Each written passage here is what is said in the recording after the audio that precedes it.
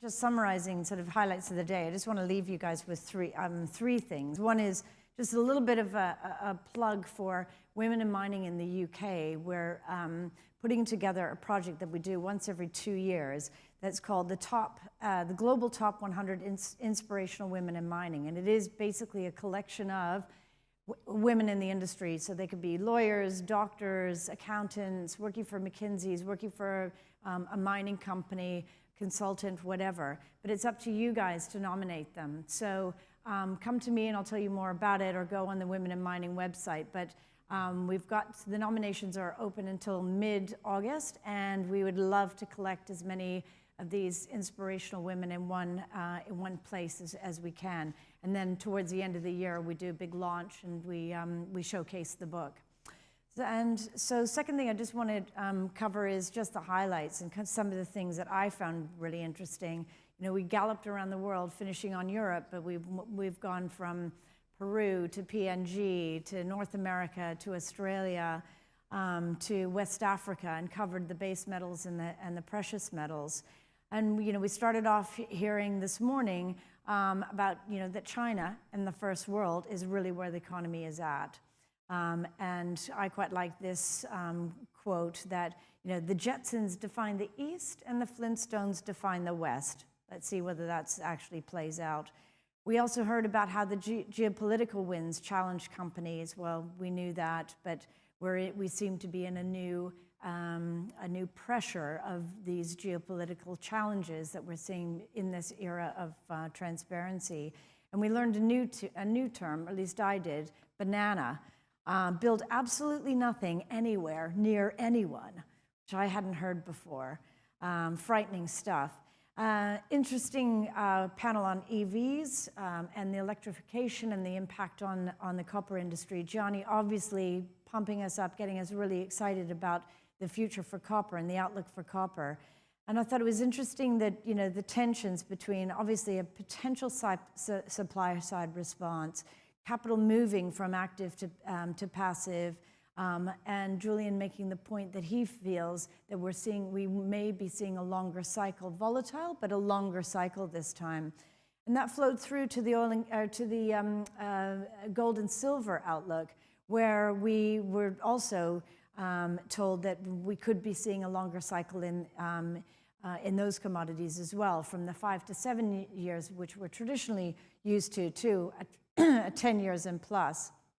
And then finally, I guess talking about the alternative finance and that point about the differentiation around due diligence and the work that the teams really place and the importance they place on environmental and social risks, which flowed very nicely into the ICMM talk. They're doing some great work there. So I think it's been a fantastic day. I look forward to seeing you all tomorrow. Tom Albanese is going to be chairing the session tomorrow. And I would like to finish up by thanking you and introducing you to Simon Pepper from DMT Consulting, because Simon is very, very kindly sponsoring our drinks this evening. So please welcome Simon and thank him. Thank you very much, Carole. Yes, and thanks to the Mining Journal for organising such an interesting day for us all. But it has been a very long day, and I'm sure you're all very thirsty. And this is where DMT, as mining consultants, we like to offer a solution. So we are sponsoring drinks for you all.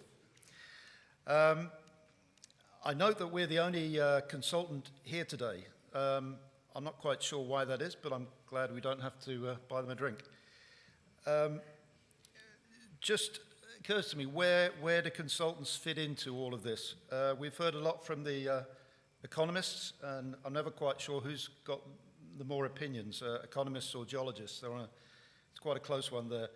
We've heard from the companies, all selling very convincingly their pet projects. And some of them sound too good to be true. And maybe this is where we come in.